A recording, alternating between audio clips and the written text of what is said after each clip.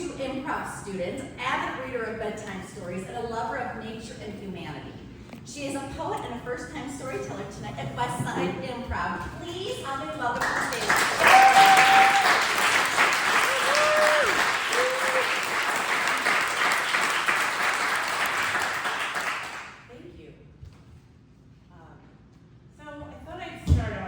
Talk about bats today and a few close encounters that I've had, but figured I'd start with some bat trivia. Did you know that there are over 1,400 species of bats?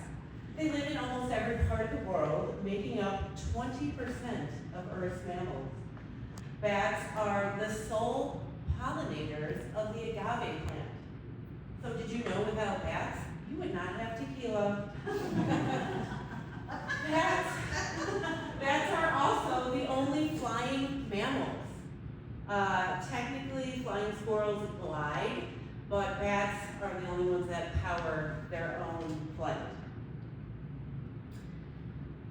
There are some bats that have been known to reach speeds up to 100 miles an hour, which is actually faster than most birds, with the exception of raptors. Bats also eat their weight in insects daily. They generally eat crop-damaging pests, so they are an important part of our agriculture and ecological systems. They also pollinate important plants all over the world, including bananas, avocado, and mango fruit trees. And my favorite fact about them is that they sometimes eat up to 600 mosquitoes an hour. Yeah. They have also advanced studies in communication, biology, virology, and social dynamics, because they do live in families. Anyway, so I'd like to tell you now about two close encounters I personally had with these amazing animals. The first one was circa 1997 in Plum Lake, Wisconsin. It was the only trip my dad ever let me take out of state as a teenager. And I went with my best friend Beth and her divorced older father. It was an amazing trip of catching frogs and leaving them overnight in coolers only to find them dead the next morning. And, discovering other wonders of nature. Since we were in Wisconsin, they had teen night at the local bar. I don't know if that was actually a thing, but we were at the bar in Wisconsin, and her dad just kind of dropped us off. And so we're in there thinking we're cool, listening to the jukebox. I remember it being the wood paneling, and it was smoky, we could smoke, so we did. And inside, so revealing my age here. So all of a sudden, we look up and we see this bat flying around the rafters, and Beth is like, "Hold my beer," but not really, because we were drinking, because we were underage. So I hold the table as she hops up on it, gets this bat out of the ceiling, and carefully brings it down and releases it out into the cold Wisconsin night. And so, we still actually talk about that night sometimes when we're drinking together at a bar. It's a fun thing to reminisce about that one time you caught a bat. Who does that? So my second close encounter with these majestic creatures occurred when I was living with some roommates in Columbus, Ohio. We lived in an old, rundown, federal-style duplex, and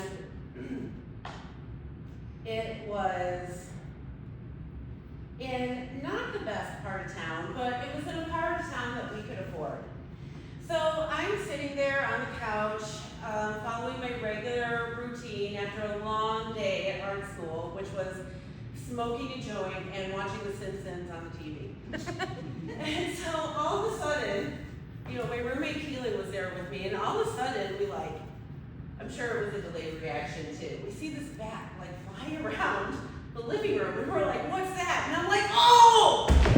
Hit the deck! It's our army crawling away, and Keelan is like, oh no, it's a bat! And then all of a sudden, we hear a knock at the door.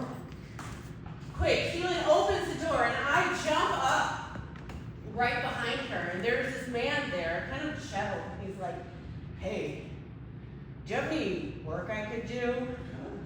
And, he's probably high or just looking to score money for the next thing.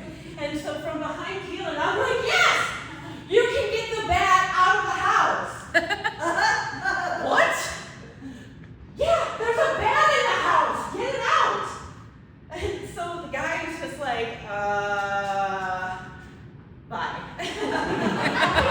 She was not having any part of our crazy antics that night because in the meantime, we were like, well, that was our only hope. Random guy showed up at just the right time. How are we going to get this bat out of the house? So by then, our third roommate, the most responsible among us, Jen, she had come down and she was like, what are you guys doing? And so eventually, we decided to get a couple of bed sheets. One bed sheet. I remember some pots and pans being involved, but it's a little shaky, the memory. This had a little to do with that probably, but we got it out by pulling the sheet tight and then holding it up as high as we could, and then just guiding it gently out into the cool Columbus night through our open door. So later on, we figured out that it had come in through a broken window in our third floor attic, so that's how it got in. But if you ever encounter one of these amazing creatures, please remember that your tequila drinking depends on these creatures staying alive. But also, they are a very important part of our ecosystem and should be cherished by all. And that's my story of bats. Thank you.